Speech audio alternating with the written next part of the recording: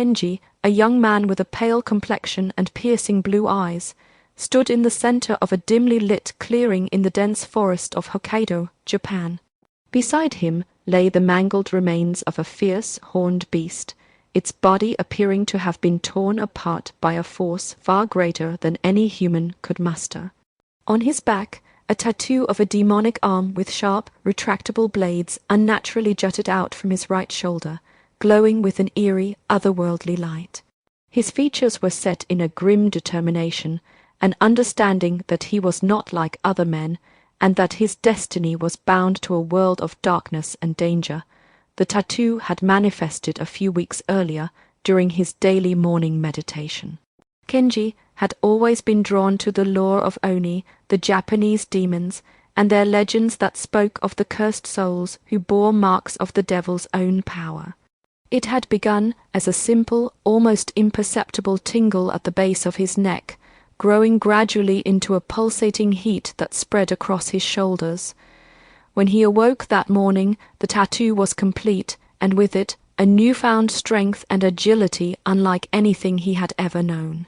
Kenji's life had changed, and as the sun began its slow ascent, he knew he had no choice but to embrace his newfound abilities as a hunter of the very creatures that had haunted his imagination for so long. He had spent each night since then honing his skills, practicing the way the blade could extend and retract, learning to wield its power with speed and precision. The arm was a weapon, a gift, and a curse, for it would attract the demons he was meant to hunt. They knew him now, knew of his power, and were coming for him. Kenji had already felt their eyes upon him, their presence in the shadows, but he had yet to face them directly. He knew his time was running out, and the urgency of his mission was pressing down upon him like the weight of the world. The forest itself seemed to hold a secret, a knowledge of the coming storm that Kenji could not quite grasp. The air was thick with an electricity that hummed in the leaves and buzzed in the insects, a prelude to the inevitable confrontation. Kenji sighed, knowing that he would have to leave soon, to venture into the world beyond the forest and face his foes. He gathered his belongings, a simple backpack containing a change of clothes, a few tools, and the only memento he had left of his old life, a small, tattered photograph of his family.